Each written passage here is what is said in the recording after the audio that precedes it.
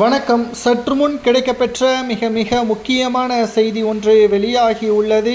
அதிமுகவில் எடப்பாடி பழனிசாமியை அலறவிட்ட பன்னீர்செல்வம் அவர்கள் அதிமுக வருகின்ற சட்டசபை தேர்தல் எதிர்நோக்கி காத்து கொண்டிருக்கக்கூடிய நிலையில் இந்திய தேர்தல் ஆணையம் ஏப்ரல் 13ஆம் தேதி தமிழகத்தில் சட்டசபை தேர்தல் நடைபெறும் என்பதை அறிவித்துள்ளது.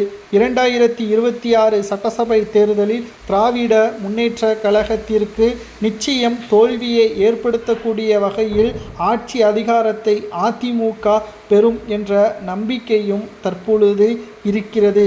ஆனால் ஓபிஎஸ் அவர்களது உதவி இல்லாமல் திமுகவை வீழ்த்த முடியாது. ஓபிஎஸ்ஸிற்கு ஆதரவாக களத்தில் மறைமுகமாக அதிமுகவின் தற்பொழுது இருக்கக்கூடிய எம்எல்ஏக்கள் இருப்பதன் காரணமாக ஓபிஎஸ்ஐ எப்படி டிடிவி தினகரனை அதிமுகவின் தலைமையிலான என்டிஏ கூட்டணியில் அதிமுக இணைத்து கொண்டதோ அதேபோல் ஓபிஎஸ்ஐ இணைத்து கொண்டால் மட்டும்தான் அதிமுக வெற்றியடையும், இல்லை என்றால் மிகப்பெரிய தோல்வியே தான் பெறும் என்பதை தற்பொழுது நிர்வாகிகள் எடப்பாடியிடம் தெரிவித்துள்ளனர்.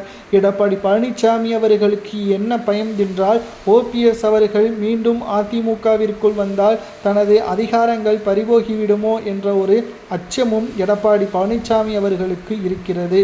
நிச்சயம் ஓபிஎஸ் அவர்களை மீண்டும் அதிமுகவில் அவரை இணைத்து கொண்டு செயல்பட்டால் மட்டும்தான் தென் மாவட்டங்கள் வட மாவட்டங்களில் இருக்கின்ற முக்குளத்தோரின் சமுதாய வாக்குகள் நிச்சயம் அதிமுகவிற்கு விழும்.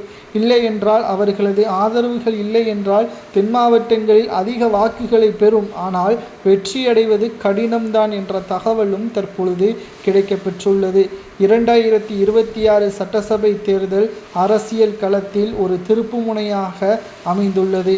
மேலும் 2026 சட்டசபை தேர்தல் நிச்சயம் அதிமுகவிற்கு வெற்றியை ஏற்படுத்த வேண்டும் என்றால் ஓபிஎஸ்ஸின் பங்களிப்பு தேவை. தென் மாவட்டங்களில் ஓபிஎஸ்ஸின் பிரச்சாரத்திற்காக அப்பகுதி மக்கள் காத்து கொண்டிருக்கிறார்கள்.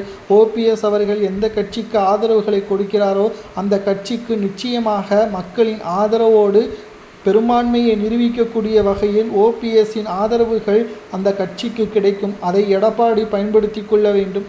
திமுகவை வீழ்த்தி அதிமுக ஆட்சி அமைந்த பிறகு உங்களது பிரச்சனையை பற்றி பேசுவோம். அதுவரைக்கும் கூட்டணியை உறுதி செய்து அதிமுக வெற்றியடைய வைப்பதற்கான பேச்சுவார்த்தையை மட்டும் நாம் பார்த்து கொள்ள வேண்டும் என்று நிர்வாகிகள் எடப்பாடியிடம் கருத்துக்களை தெரிவித்துள்ளனர். ஓபிஎஸ் அவர்கள் எடப்பாடி பழனிசாமியை அலறவிட்டார் என்ற தகவல் சமூக வலைதளங்களில் கூறப்படுகிறது.